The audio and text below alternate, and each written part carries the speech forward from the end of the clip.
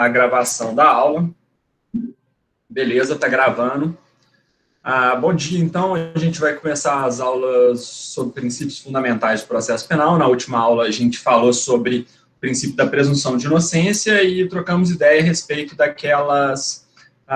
dos slides que foram encaminhados a vocês e que teve aquela atividade, algumas pessoas não fizeram, mas é isso. Então, hoje nós vamos começar a falar sobre o princípio da ampla defesa, garantia da ampla defesa. Eu vou compartilhar com vocês aqui esta tela, que é... Vamos ver se está certo aqui.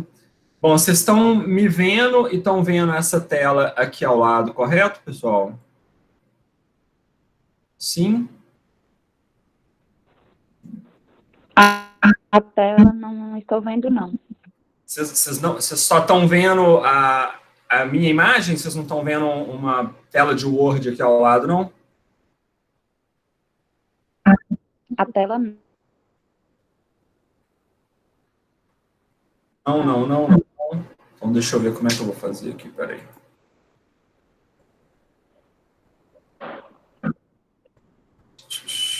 Peraí que eu vou ver como é que eu vou fazer.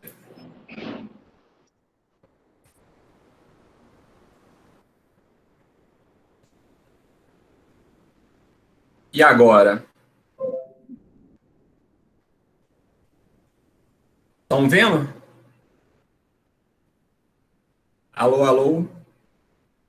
Todo mundo vendo a tela? Agora sim. Beleza. A gente vai falar sobre o princípio da ampla defesa. Tem previsão constitucional no artigo 5º, inciso 55 da Constituição Federal. Na aula presencial, a última que a gente teve, eu fiz uma breve amostragem de como funciona o procedimento ordinário no rito ordinário no processo penal. Então, para aqueles que se lembram, após o fato criminoso, inicia-se uma investigação criminal que não é processo ainda, é uma fase pré-processual, na qual autoridades administrativas, no caso a Polícia Civil, em regra, ou a Polícia Federal, instaurarão um inquérito policial para poder juntar, reunir elementos informativos sobre a autoria e materialidade do fato criminoso. O inquérito policial, como eu adiantei a vocês, ele não é processo. E durante a fase investigatória, não se fala, portanto, na aplicação dos princípios fundamentais do processo penal em sua integralidade. É óbvio que alguns destes princípios fundamentais devem sim ser observados desde a fase investigatória, notadamente aquele princípio de garantia de não autoincriminação, a própria presunção de inocência, entre outros princípios, como a gente verá, o princípio da publicidade, entre outros. Todavia, nesta fase, não se fala em aplicação dos princípios da ampla defesa e do contraditório. Vocês forem observar a redação do artigo 5º, 55, está disposto aos litigantes em processo judicial ou administrativo e aos acusados em geral, são assegurados o contraditório e ampla defesa com os meios e recursos a ela inerentes. Vejam que o dispositivo constitucional, ele fala processo judicial ou administrativo. E o inquérito policial, ele não é processo administrativo, ele é um mero procedimento presidido pela autoridade policial, com vistas a se obter elementos de informação suficientes para fundamentar a opinio delicti do titular da ação penal. Eu tenho que ficar, às vezes, alternando essa imagem com a tela do vídeo, porque eu não aprendi como fazer para as pessoas entrarem na reunião sem a necessidade de eu clicar aqui para permitir. Então, às vezes, eu tenho ouvido um barulhinho, então é sinal de que tem alguém pedindo para entrar na reunião, então eu tenho que voltar aqui, beleza? Mas, pois bem, vocês estão vendo aqui, tá tranquilo, né, essa troca aqui de imagem e aqui.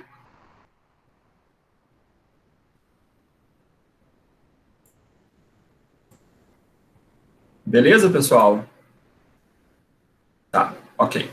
Bom, então vamos lá. Então, a ampla defesa, né, a garantia da ampla defesa, ela envolve, né, primeiramente, ela não se confunde com o contraditório.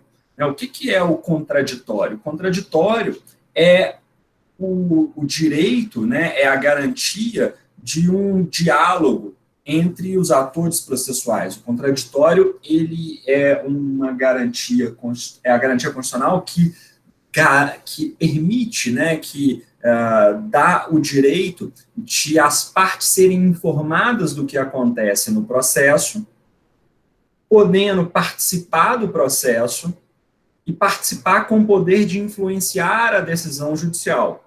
Vejam que quando se fala em ampla defesa, nós não estamos falando das partes no processo, na medida em que não se fala em ampla defesa do órgão acusatório.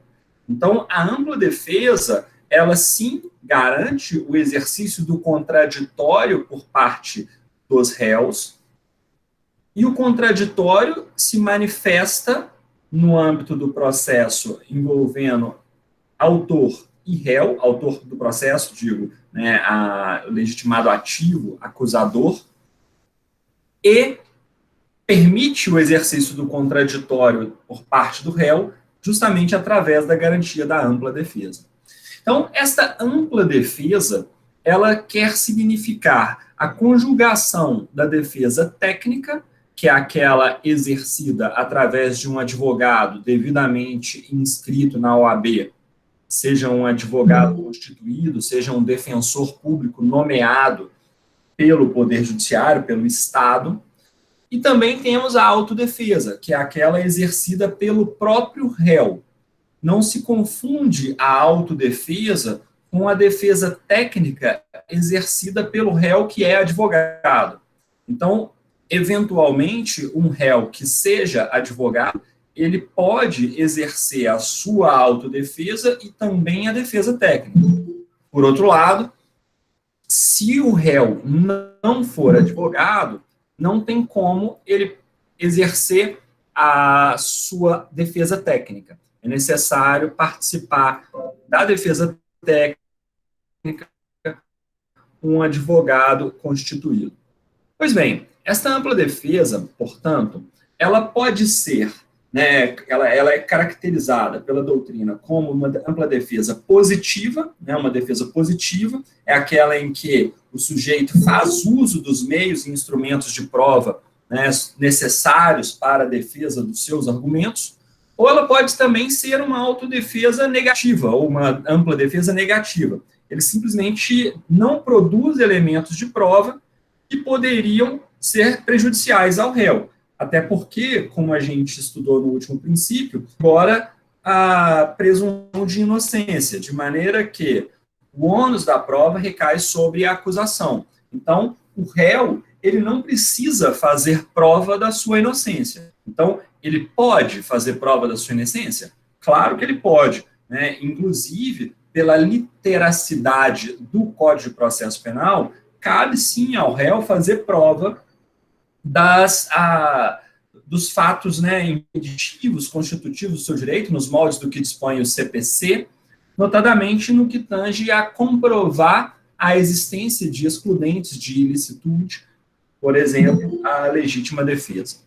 Pois bem, então a gente viu que a ampla defesa ela pode ser positiva ou negativa. Né? Positiva quando o réu faz uso de todos os meios e instrumentos de prova para se defender, e a defesa negativa quando ele simplesmente opta por não produzir provas e deixar com que o ônus da prova recaia integralmente sobre a acusação.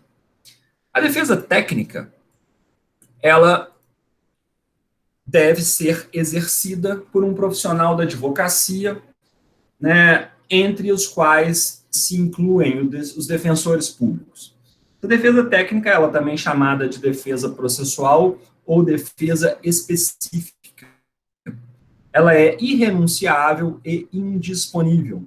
É dizer, o réu não pode escolher ser processado sem o acompanhamento de um advogado, sem o acompanhamento de um defensor público, sem o acompanhamento de uma pessoa que tenha aptidão técnica, tinha habilitação técnica para o exercício da sua defesa. Então, ela é irrenunciável no sentido de que, em hipótese alguma, um réu pode optar por ser processado no Brasil sem o acompanhamento de um advogado. E ela é também indisponível, é dizer, ele não pode, no curso do processo, destituir o seu advogado sem constituir um novo causídico, certo? Então, ninguém pode ser processado sem defensor público ou um defensor constituído. Artigo 261 do Código de Processo Penal é expresso: nenhum acusado, ainda que ausente ou foragido, será processado ou julgado sem defensor. Essa garantia do Código de Processo Penal, ela também está expressa na Convenção Americana de Direitos Humanos,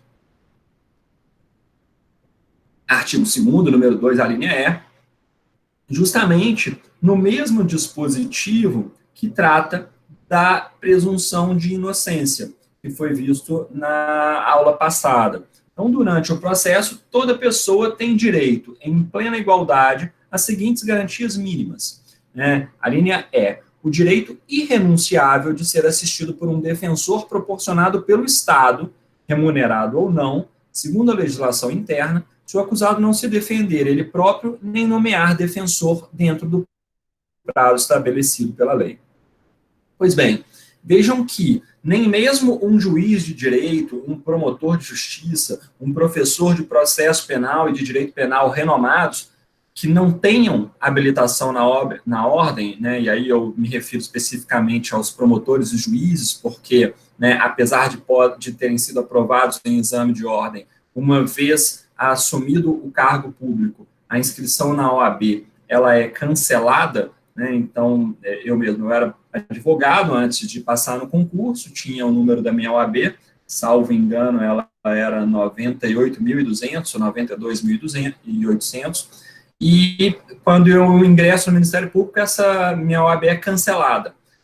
Quando eu me resolver sair do Ministério Público, enfim, o dia que eu quiser sair, eu tenho direito a retornar à OAB sem necessidade de fazer uma nova prova, e, inclusive, há alguns julgados que me garantem, inclusive, o mesmo número de inscrição na OAB.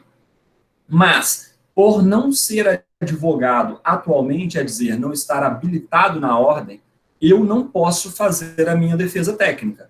Por mais que eu seja professor de processo penal, que eu seja promotor de justiça atuando na área criminal há mais de 10 anos, eu não posso exercer a minha defesa técnica. A defesa técnica, de maneira imprescindível, deve ser feita por um advogado devidamente habilitado na OAB. A defesa técnica, além de ser irrenunciável e indisponível, ela também tem por característica garantir o direito de escolha do defensor técnico. É dizer, o réu tem o direito de escolher quem será o seu defensor. Existe uma relação de confiança entre cliente e advogado que deve ser privilegiada pelo nosso ordenamento jurídico. Então, o sujeito tem o direito de escolher o defensor que melhor, que dá sua maior confiança, o defensor que te der, que tiver a confiança do réu, no sentido de permitir a ele que possa efetivamente beleza, enfim, de escolher quem vai fazer a sua defesa. Nessa ótica, vocês se lembram que quando eu fiz aquela apresentação de como funciona o processo, então logo o Ministério Público ofereça a denúncia, o juiz decide inicialmente se ele vai recebê-la ou não. Isso na maioria dos procedimentos, a regra do procedimento ordinário. No momento em que ele expede a citação, o mandado de citação para o réu, constará no mandado que o sujeito tem o direito de constituir um advogado para apresentar a defesa no prazo de 10 dias, não o fazendo, lhe será nomeado um defensor público às custas do Estado. Pois bem, vejam o que dispõe a súmula 708 e 707 do Supremo Tribunal Federal. Alguns alunos colocaram Superior Tribunal Federal, é Supremo Tribunal Federal e Superior Tribunal de Justiça. Então, vejam só o que está escrito lá no artigo, na súmula 708. É nulo o julgamento da apelação se, após a manifestação nos autos da renúncia do único defensor, o réu não foi previamente intimado para constituir outro. O que quer dizer esta súmula 708? Vejam bem, é comum, né, na prática da advocacia, o advogado ser contratado para praticar determinados atos no processo, ou até mesmo ser contratado para até determinada fase do processo. Suponhamos que o sujeito seja contratado o advogado seja contratado até o momento da sentença de primeiro grau. O sujeito é condenado, essa sentença é publicada e o réu ele é intimado pessoalmente do resultado da sentença. Só que o advogado foi contratado só até esse momento. E o réu liga para o seu advogado e fala, olha, eu fui condenado, né? O advogado, pois é, eu vi, né? Saiu publicado. E aí, agora? Olha, agora são mais X reais para eu dar continuidade. Não tenho esse dinheiro, meu dinheiro acabou, né? Depois que eu fui condenado, eu perdi meu emprego. E agora? Bom, eu não posso fazer nada, meu preço é esse. Doutor, eu não tenho condições, olha, você pode procurar outro advogado, enfim, procura a Defensoria Pública. Suponhamos que passa-se o prazo para a apresentação das contrarrazões e esse réu não as apresenta, né? Então, está lá, o réu não apresentou, e o advogado, cuidadoso, peticionou no processo dizendo que estava renunciando ao mandato, uma vez que o contrato era só até o momento da sentença. Vejam só, o sujeito já foi condenado, a sentença já foi publicada, ele já foi intimado da sentença. E aí?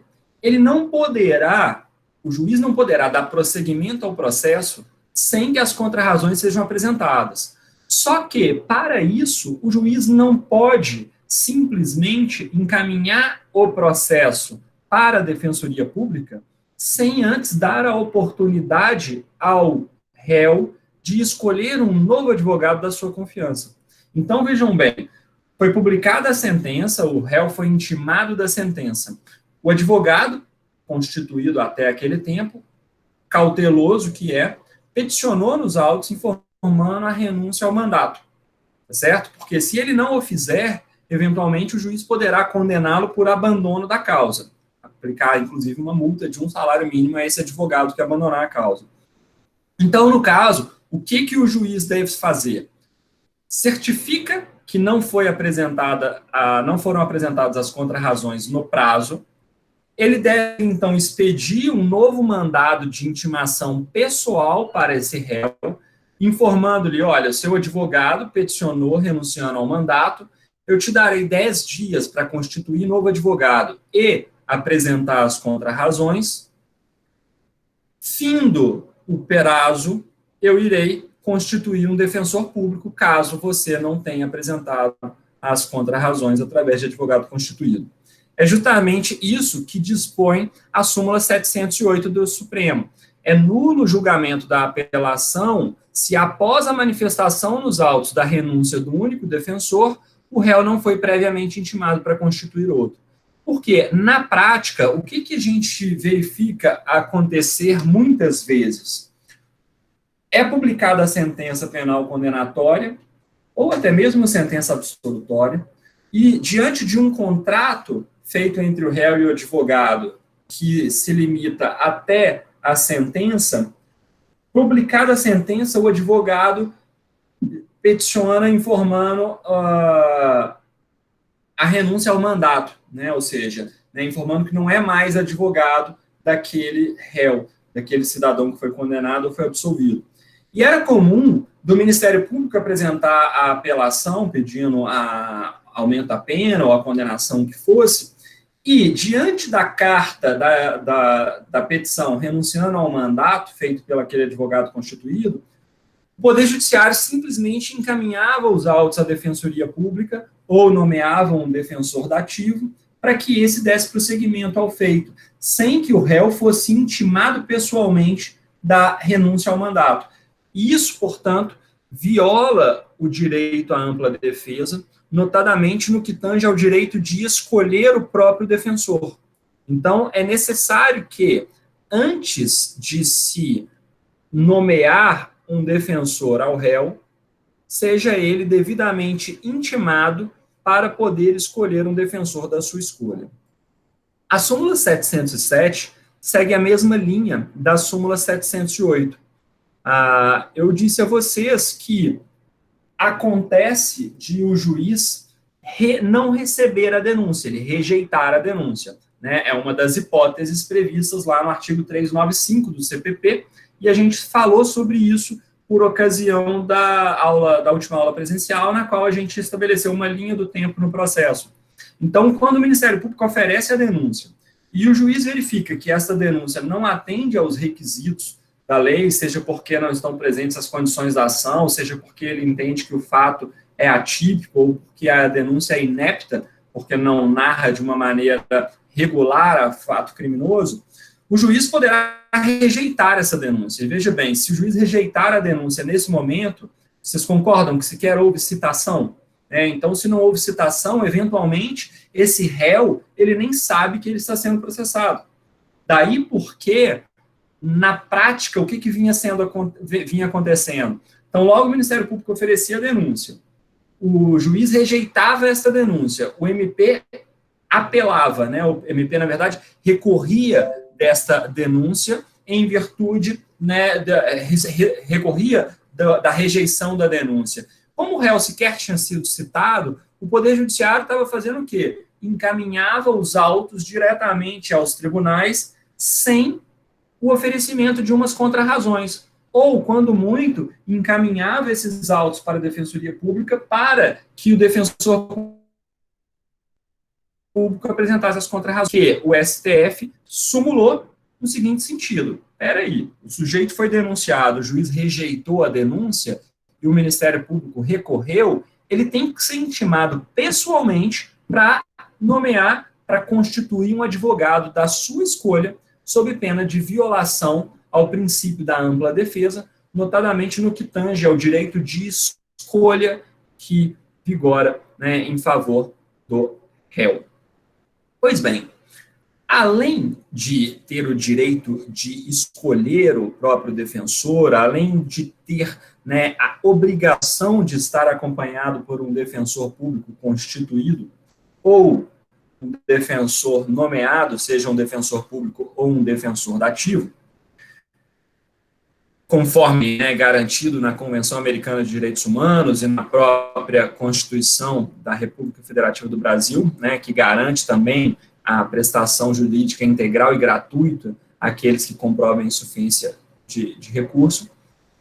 É importante registrar que o acompanhamento de um defensor, embora ele não seja obrigatório na fase do inquérito policial, porque inquérito não é processo, é um mero procedimento administrativo, a jurisprudência é tranquila no sentido de que essa defesa técnica ela é imprescindível também por ocasião dos acordos pré-processuais, seja o acordo de não persecução penal, que é uma nova modalidade de acordo, né, que surgiu inicialmente no ano passado com a resolução 181, né, 183, aliás, 2018, 183 do CNMP, e foi incluída pela atual legislação do pacote anticrime. Então, o acordo de não persecução penal, que ocorre no momento anterior ao processo, ele também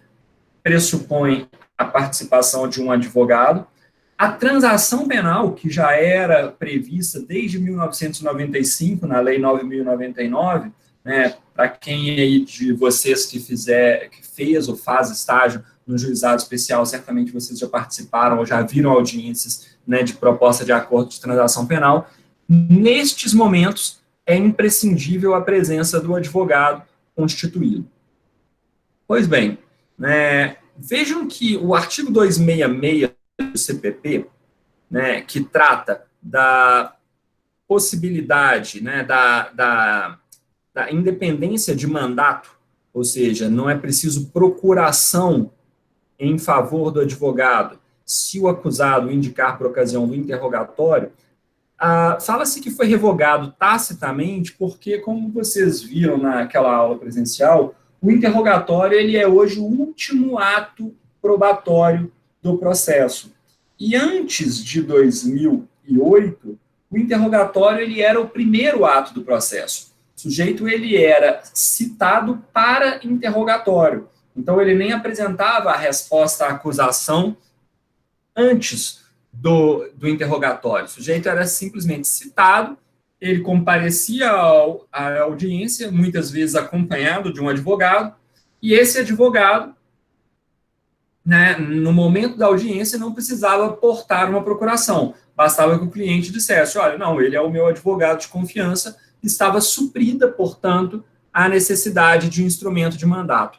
Esse dispositivo, ele ainda está no CPP, mas ele foi revogado tacitamente porque hoje o interrogatório é o último ato do processo. Então, é preciso sim a procuração para garantindo poderes ao advogado para que ele apresente a resposta à acusação que acontece logo no início do processo.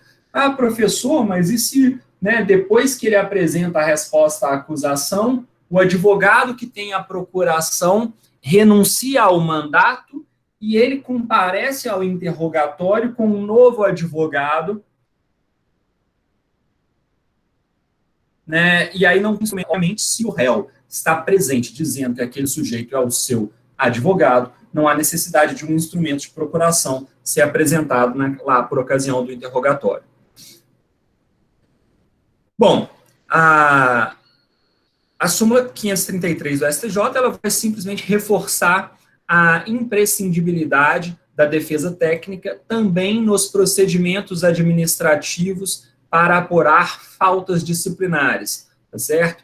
Vejam, são processos administrativos para se apurar falta disciplinar, é imprescindível a presença de advogado constituído ou de um defensor público nomeado para fazer a defesa desse sujeito que é acusado de ter praticado uma falta disciplinar no curso da execução criminal. A defesa técnica, irrenunciável, indisponível, ela também deve ser plena e efetiva.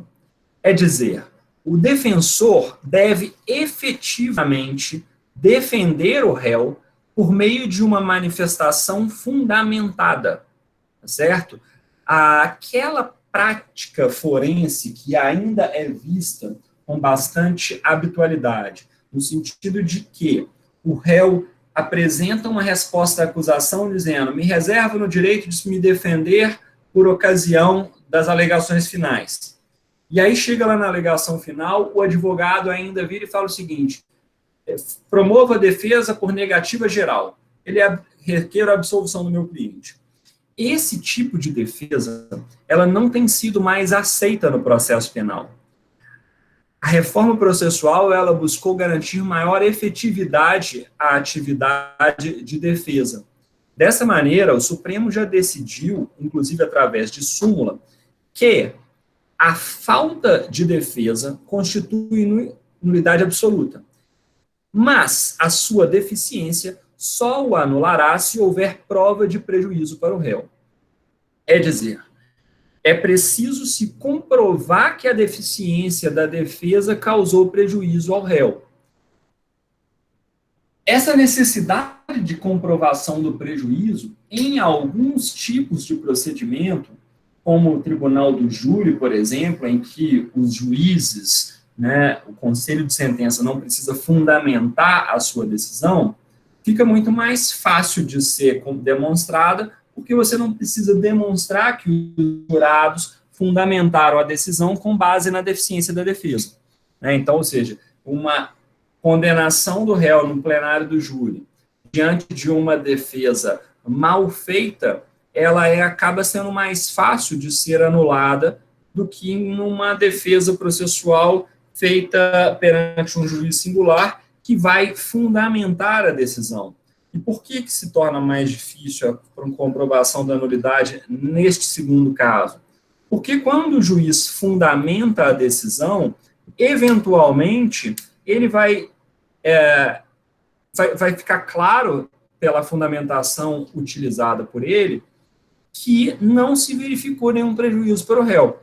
Né? A partir dos argumentos utilizados pelo juiz, pode ficar claro que eventual prejuízo, eventual alegação de prejuízo, porque a defesa não arrolou a testemunha tal, o juiz, na sua argumentação, consiga demonstrar que aquela testemunha ela era absolutamente prescindível para o deslinde da causa, de maneira a se afastar essa alegação do prejuízo.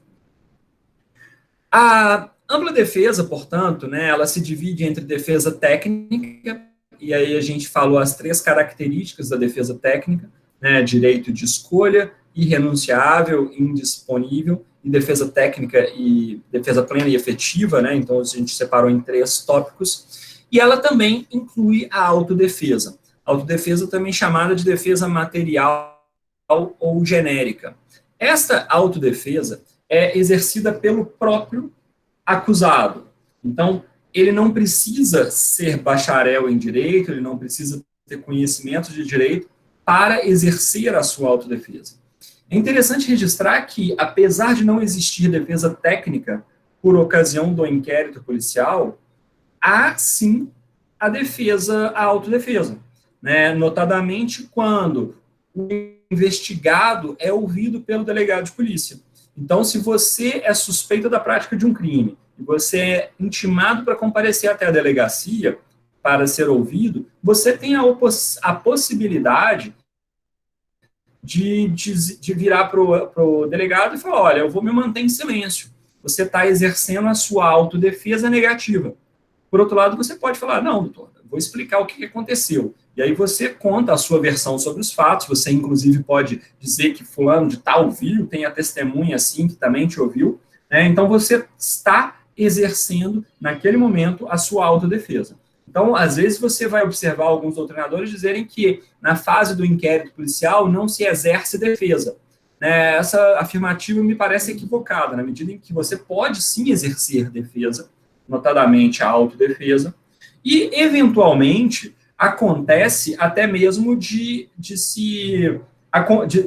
comparecer à delegacia acompanhado de advogado, ou seja, exercendo também, de certa maneira, uma defesa técnica, ou ao menos acompanhado da defesa técnica. Vejam que a autodefesa, ela é, portanto, aquela exercida pelo próprio acusado. Esta autodefesa, ela não é obrigatória uma defesa técnica. É dizer, se eu for intimado para comparecer ao meu interrogatório, eu posso simplesmente optar por não ir. E o juiz falou assim, olha, não quero ir. Então, eu posso abrir mão do exercício da autodefesa, ao contrário da defesa técnica, que eu não posso abrir mão, conforme a gente já viu acima. Então, a autodefesa, aquela defesa material genérica, ela é exercida precipuamente no momento do interrogatório, certo? Então, a autodefesa, ela se desdobra no direito de audiência. O que é esse direito de audiência? É o direito de ser ouvido pessoalmente pelo juiz. Então, é o direito de você se apresentar ao juiz para ser ouvido. Vejam que é um direito que pode ou não ser exercido. Você tem o direito, você tem que ser intimado para que lhe seja dada a oportunidade de comparecer até o juiz para você se manifestar ou mesmo para que você fique em silêncio. Esse direito tem que lhe ser conferido. Se não for conferido esse direito, esse processo será nulo. Por outro lado, se esse direito for conferido, mas não for exercido, não há qualquer nulidade, na medida em que é disponível o direito à autodefesa. Pois bem, o direito de audiência, portanto, né, ele consiste no direito de se apresentar perante o juiz junto do defensor técnico, tá certo? Para que você seja interrogado. Nesta ocasião do interrogatório, você poderá optar por ficar em silêncio. O artigo 185 do CPP fala: o acusado que comparecer perante a autoridade judiciária no curso do processo penal será qualificado e interrogado na presença de seu defensor, constituído ou nomeado. Vejam que a qualquer momento no processo, obviamente ao término do processo, é possível ao juiz ou mesmo ao órgão ad quem, quer dizer, os tribunais, determinar nova inquirição do réu. Então, o interrogatório ele pode acontecer, né, após as alegações finais, mais uma vez, quer dizer, ele é interrogado ao término da instrução e o juiz decide que quer ouvir novamente o sujeito, ou o próprio desembargador, relator de uma apelação, decide que quer fazer um novo interrogatório, né? Então, é possível, né, que nos julgamentos da apelação o tribunal resolva fazer um novo interrogatório do acusado. Particularmente, eu nunca vi isso acontecer, certo? Nunca vi isso acontecer. Agora, o direito de autodefesa, ele não se limita ao direito de audiência, é dizer, ao direito de comparecer perante o juiz para se manifestar pessoalmente sobre os fatos que lhe são imputados. Ele também envolve o direito de presença, é dizer, é o direito de o réu acompanhar todos os atos da instrução processual. O réu tem direito de presenciar a oitiva da vítima, a oitiva das testemunhas, para que ele possa, em complementação ou numa sintonia, numa sinergia com a sua defesa técnica, elaborar a mais ampla defesa. Então, no curso da audiência, durante a oitiva da vítima, o réu pode e deve estar presente ao lado do seu defensor, inclusive podendo se comunicar com ele a todo e qualquer momento, tá certo?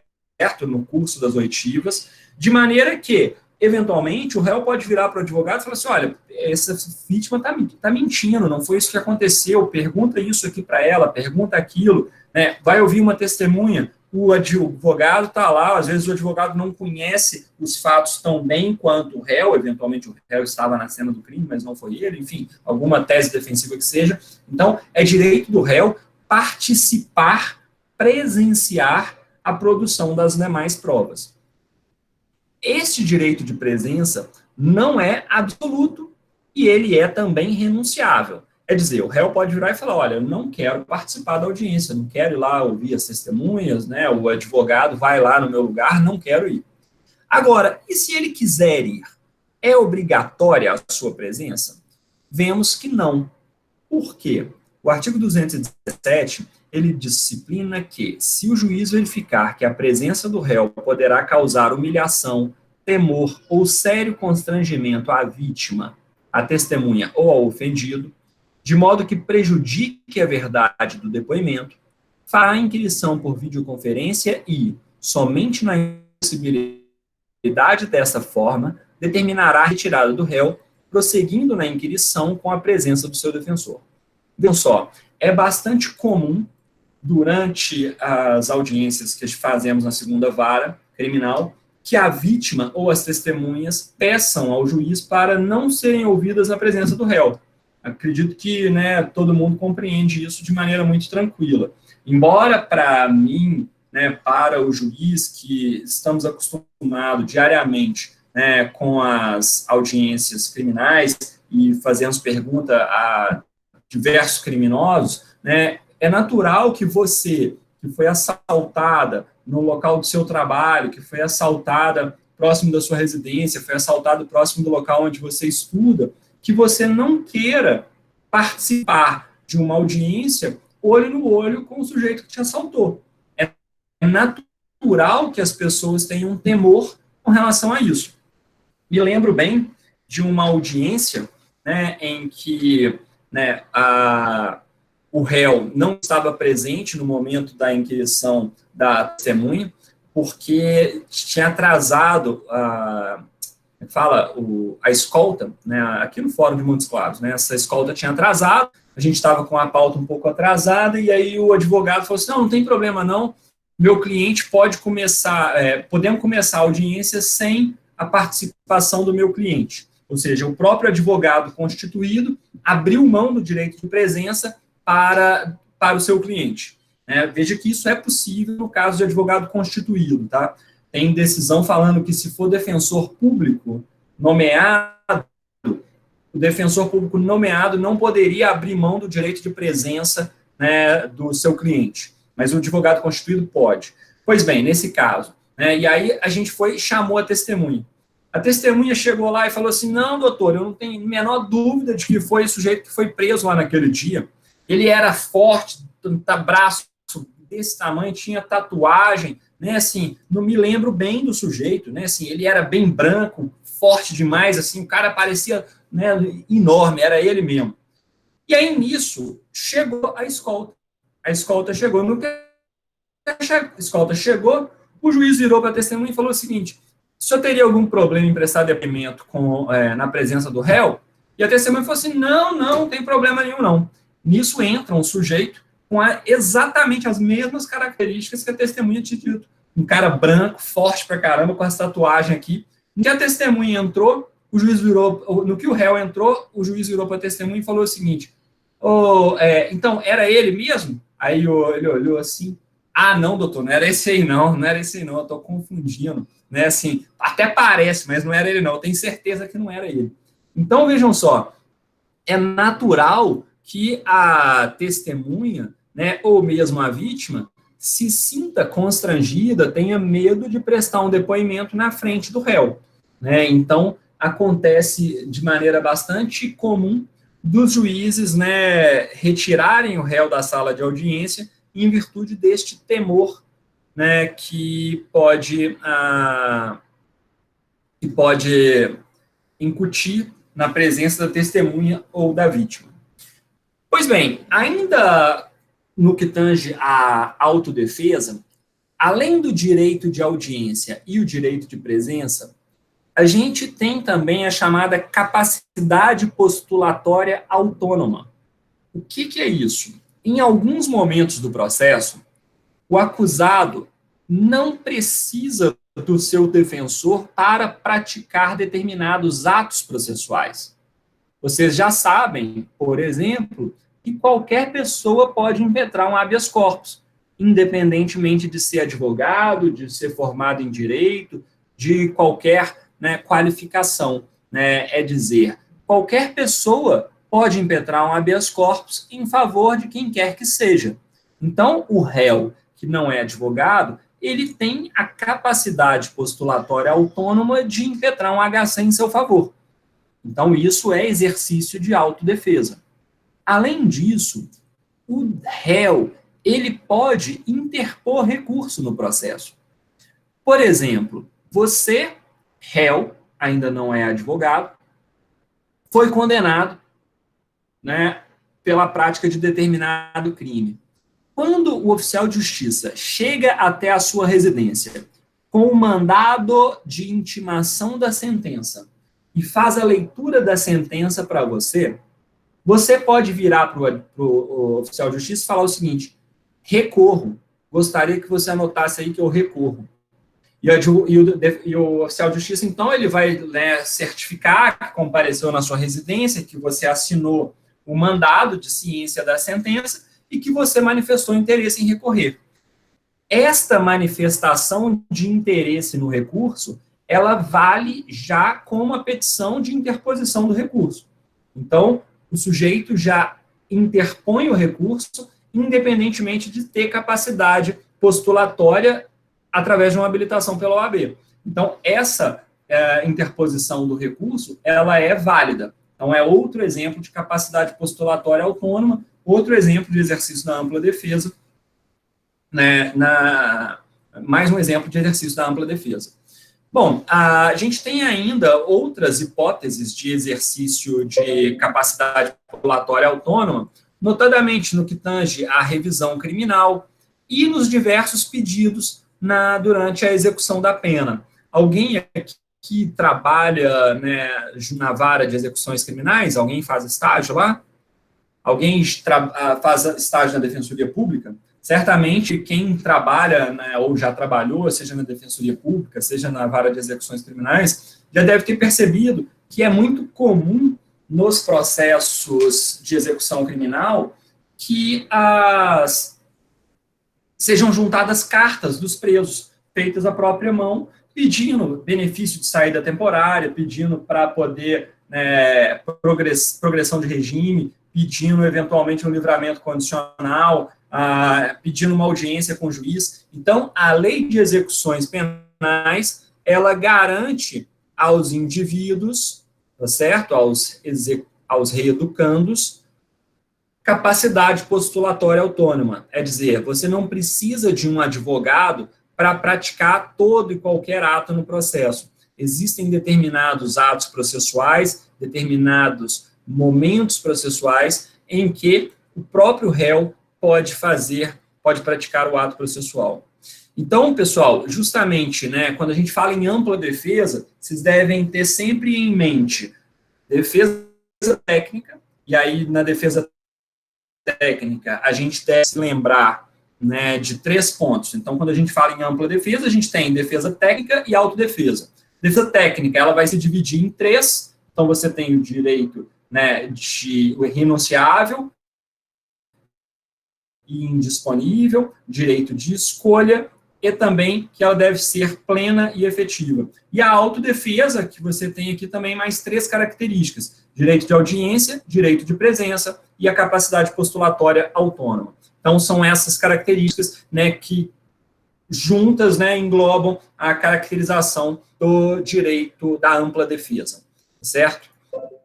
Pois bem, a gente vai falar, então, um pouco agora sobre o princípio do contraditório, né, e hoje a gente vai falar só sobre esses 2 princípios, talvez vamos falar um pouco mais. Como é que está de horário aí hoje, vocês, pessoal?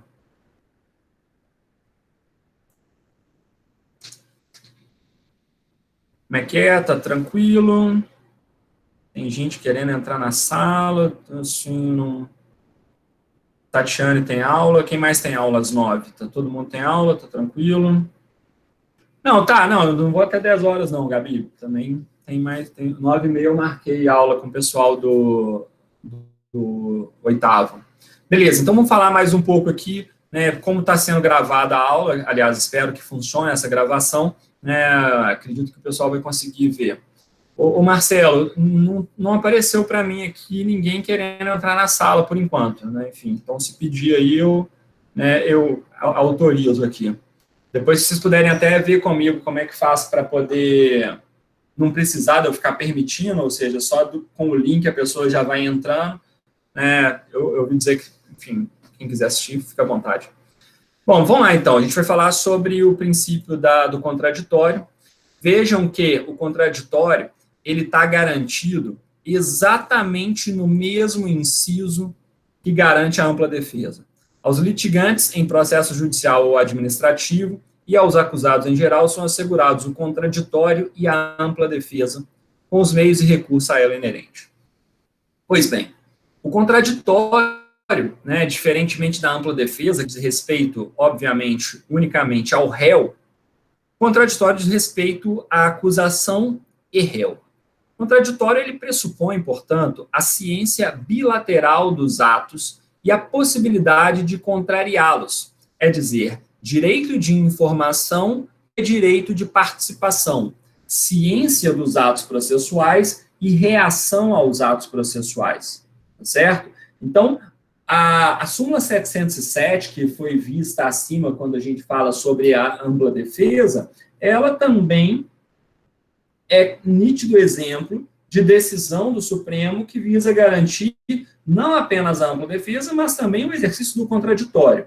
Então, o contraditório, ele pressupõe o direito de informação sobre os atos do processo, e aí o contraditório, ele é viabilizado pelos atos de comunicação processual, citação, notificação, intimação, são atos que garantem aos atores processuais serem informados do que está acontecendo no processo.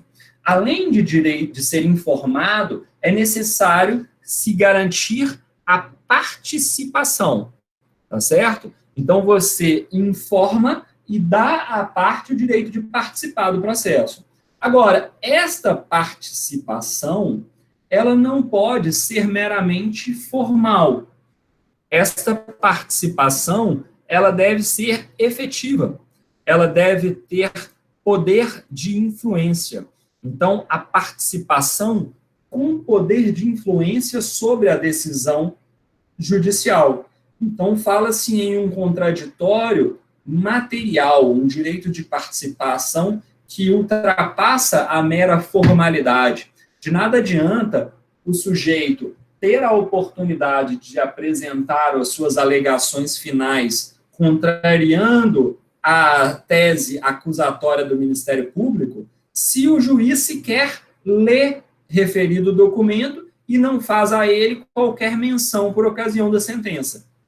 É dizer, se você participa apenas formalmente, né, você não está exercendo o seu direito de ser ouvido.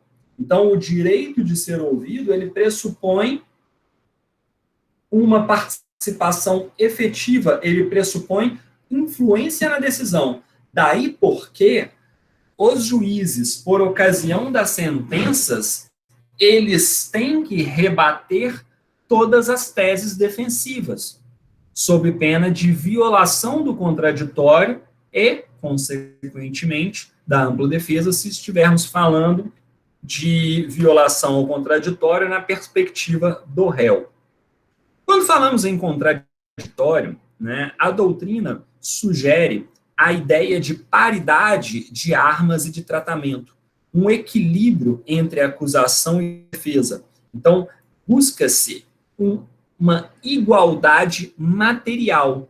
E vejam bem, igualdade não é tratar todo mundo da mesma maneira, é tratar os iguais com igualdade, os desiguais com desigualdade. Daí porque, quando falamos em paridade de armas, quando falamos em isonomia, no processo penal, há que se dar maiores garantias ao réu, ao cidadão que está sendo processado pelo Estado. É dizer, o Estado, juiz, ele tem muito mais poderes do que o cidadão comum. Daí porque existem diversos benefícios processuais em favor da defesa. Né? Basta lembrarmos dos princípios indúbio pro réu, basta lembrarmos da possibilidade de revisão criminal que não acontece em favor da acusação. Basta lembrarmos que a defesa fala por último no processo. Então, é dizer, para se garantir essa igualdade de tratamento, é preciso conferir mais poderes para a defesa. Daí porque se fala em ampla defesa e não se fala em ampla acusação, digamos assim. Você não vê isso em nenhum lugar nos nossos textos legais, constitucionais. Pois bem, quando a gente fala em contraditório, é importante ter em mente, e o que eu disse naquela aula presencial, que os elementos informativos colhidos na fase do inquérito não se confundem com prova. Prova na acepção técnica da palavra, que é aquilo colhido sob contraditório judicial. Quando da leitura do artigo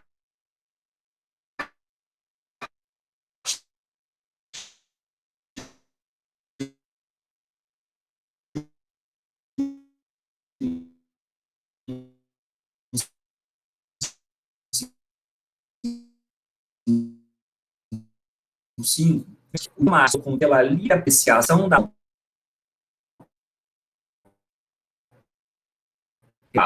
Vejam bem, quando a gente tem um inquérito policial em que, eventualmente, ouvimos uma, duas, três testemunhas, e dessas três testemunhas,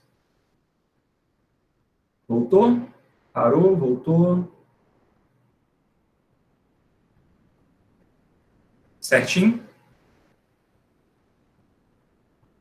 Beleza. Suponhamos, então, da leitura do artigo 155, o que ele fala? O juiz não pode fundamentar a sua condenação exclusivamente nos elementos informativos colhidos na investigação. Vocês já devem ter observado, né, quem já presenciou algumas audiências de instrução, que, volta e meia, você simplesmente confirma um depoimento colhido na fase do inquérito. Então, ou seja, a gente repete aquelas provas que foram colhidas no inquérito. Na verdade, o que a gente faz? A gente judicializa a prova colhida no inquérito. É dizer, se durante o inquérito não há contraditório, se durante o inquérito o suspeito não tem um advogado acompanhando para fazer a sua defesa técnica, essa prova, para que ela seja válida para fins de condenação, ela precisa ser judicializada. É dizer, o suspeito precisa que aquela prova seja produzida na presença do seu advogado, na presença do juiz também, e, obviamente, do Ministério Público. Então, é preciso que todas aquelas provas, ou a maior parte daquelas provas, ou melhor dizendo, os elementos informativos colhidos no inquérito, eles sejam submetidos ao contraditório judicial.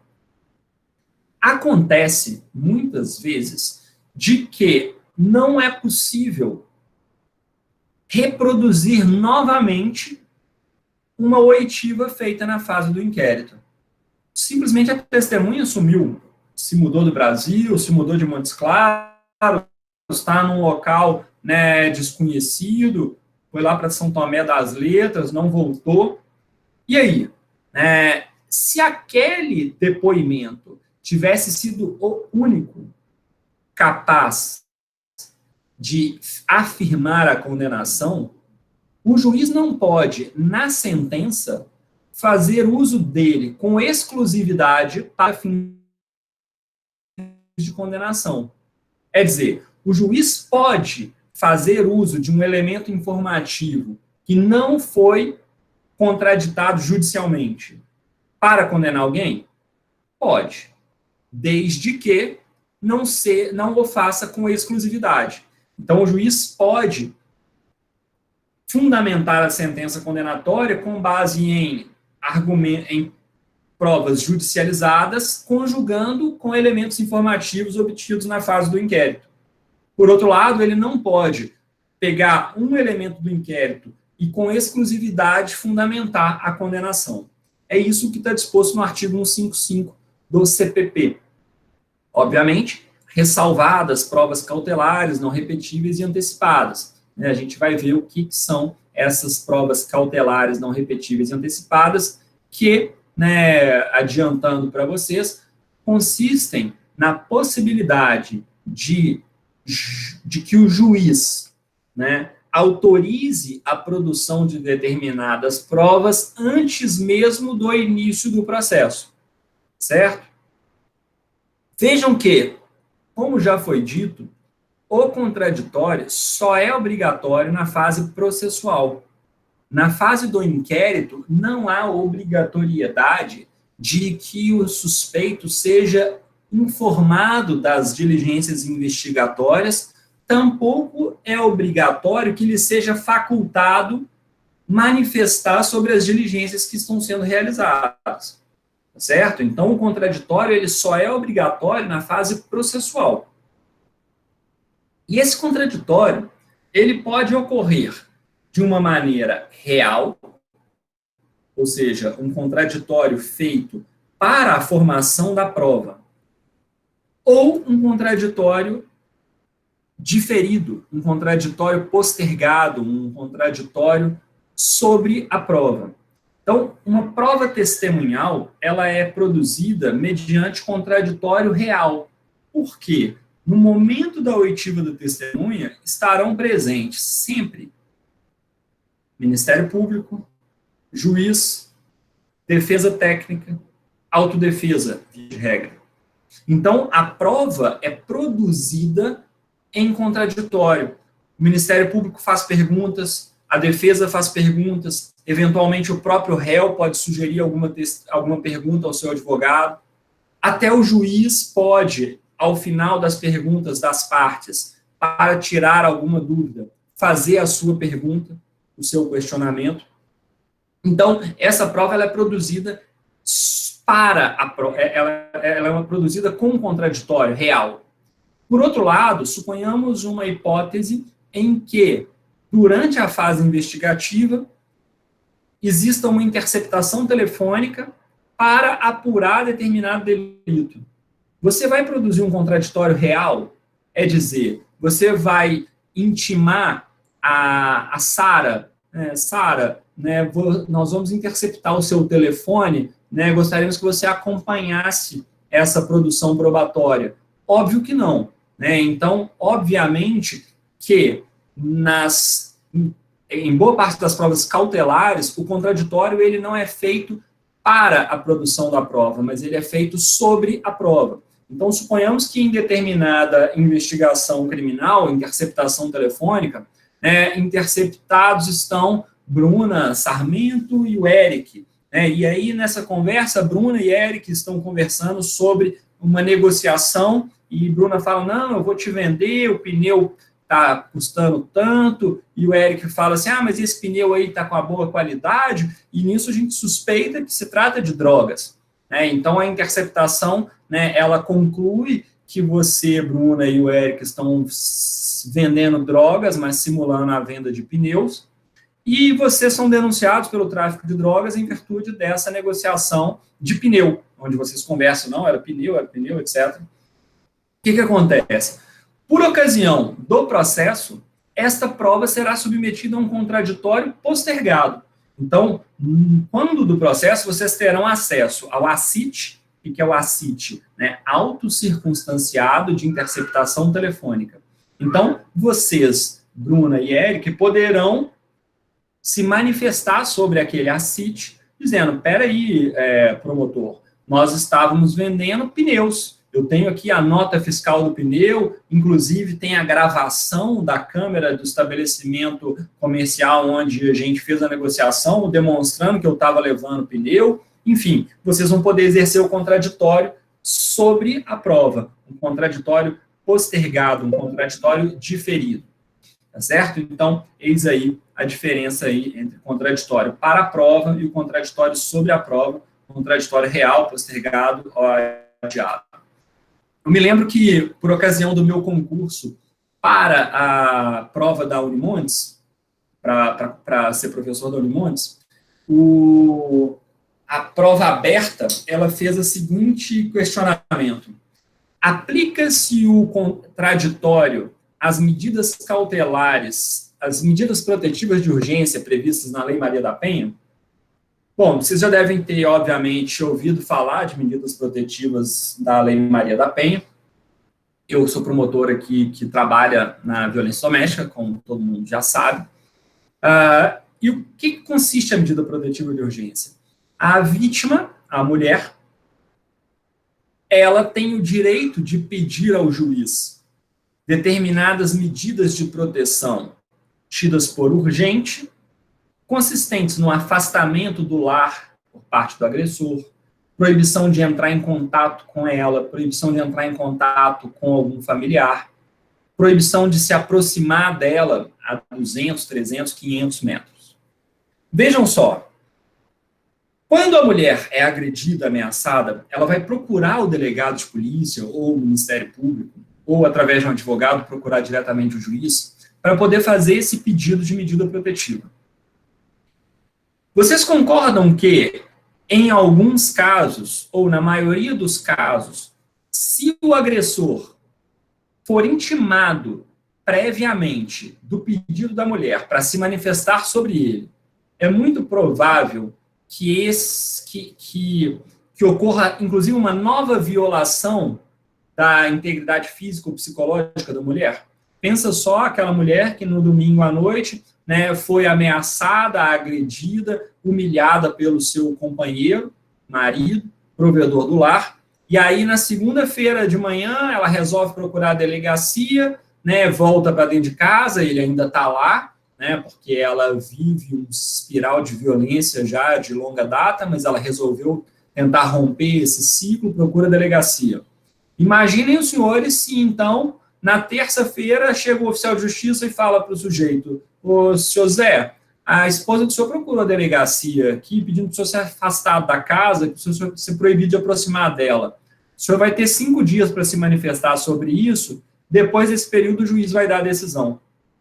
Vocês concordam que uma medida como essa tornaria muitas vezes inócuo o pedido da vítima? Ou seja, tornaria, inclusive, perderia a eficácia do pedido, você, inclusive, colocaria em risco, né, a integridade física e psicológica da vítima, né? Enfim, é por isso que, nesse tipo de situação, o contraditório deve ser diferido, postergado.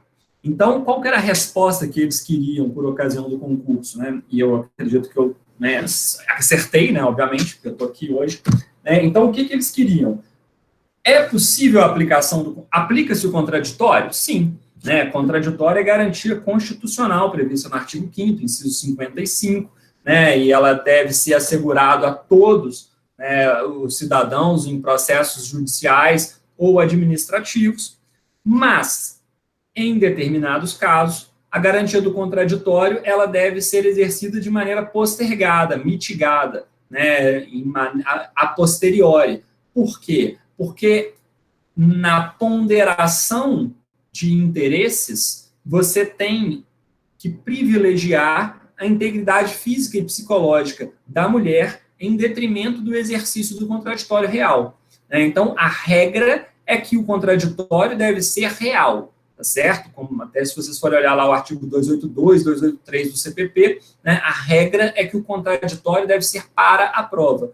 Mas, em situações urgentes, em situações em que o exercício do contraditório real possa colocar em risco a eficácia do que se pretende produzir, seja da prova, seja da integridade física de alguém, esse contraditório ele deve ser diferido ou postergado.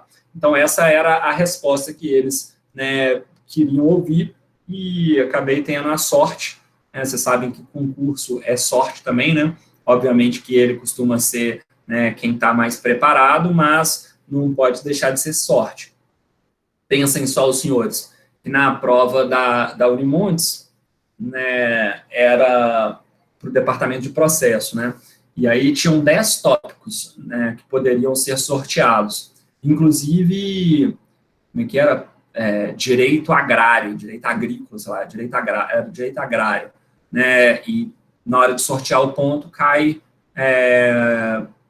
violência doméstica, né? Enfim, eu já era promotor aliás, na época, acho que eu nem era promotor da Maria da Penha, não, mas obviamente que tem muita sorte, né? Se tivesse caído direito agrário, certamente hoje eu não estaria aqui na frente desse computador com vocês aí. Bom, pessoal, eu acho que por hoje, acho que ficou melhor que a aula da primeira, né? Acho que eu estou me acostumando ainda, né? Como é que é? Quem está aí na sala aí hoje?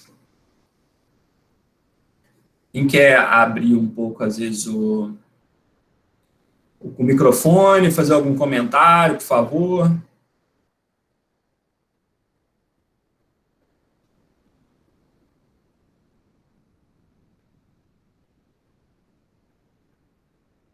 Tem pessoal? Alguém aí?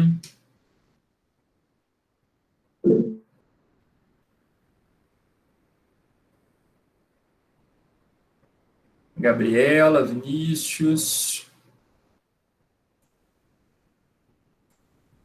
E aí, quem quer aparecer? Aí vão aparecer as carinhas aí, pessoal. Vamos trocar uma ideia um pouco aí, conversar um pouco, assim, sobre a...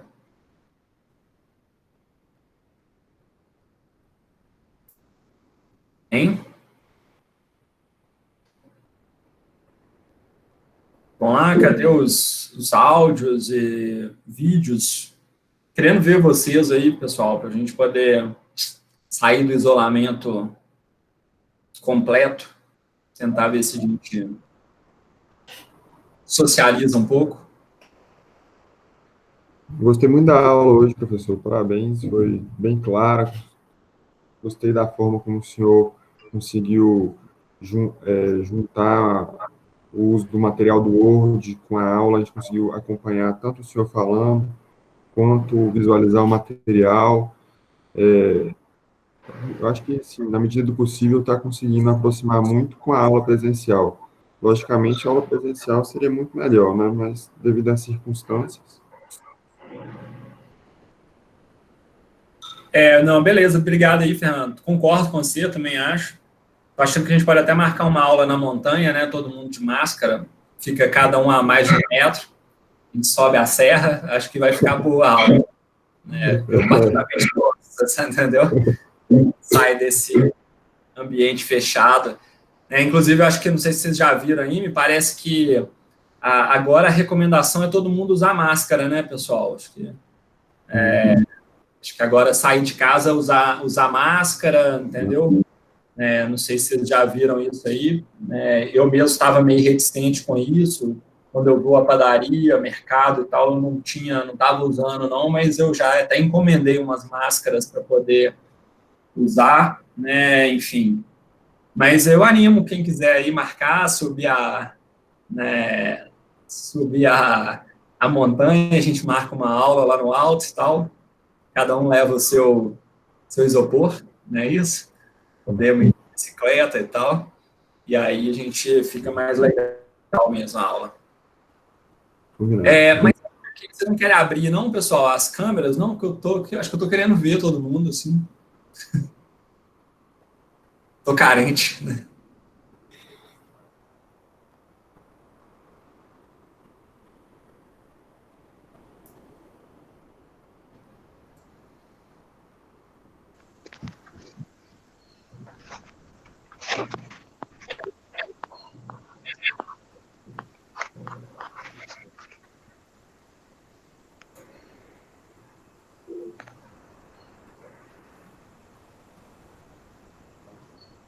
Pois é, vamos ver os colegas.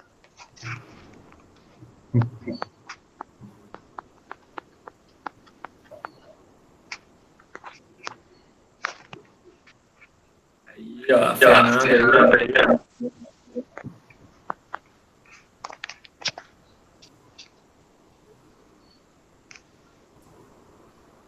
Fernando e só. Só, né? Pessoal, muito tímido.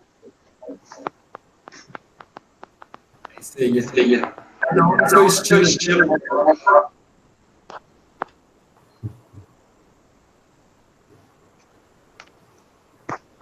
Beleza, galera. Então é isso aí. Vamos melhorando aí as aulas aos poucos.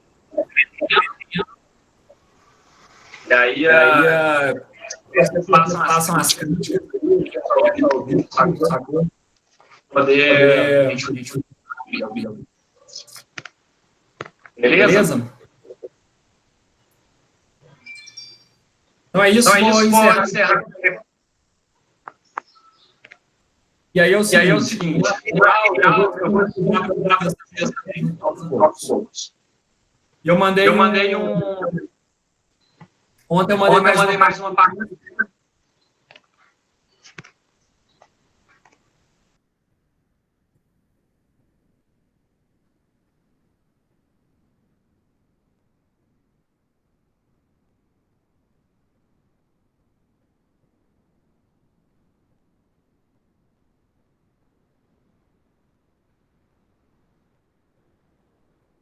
Oi, Caroline, beleza? E Gabi?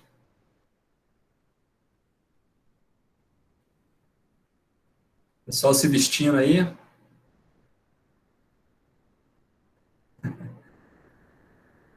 Beleza. Então é isso, galera. Obrigado aí pela presença de todos aí. Abraço a todos. Valeu. Obrigado, professor. Abraço. Bom dia. Até mais, falou.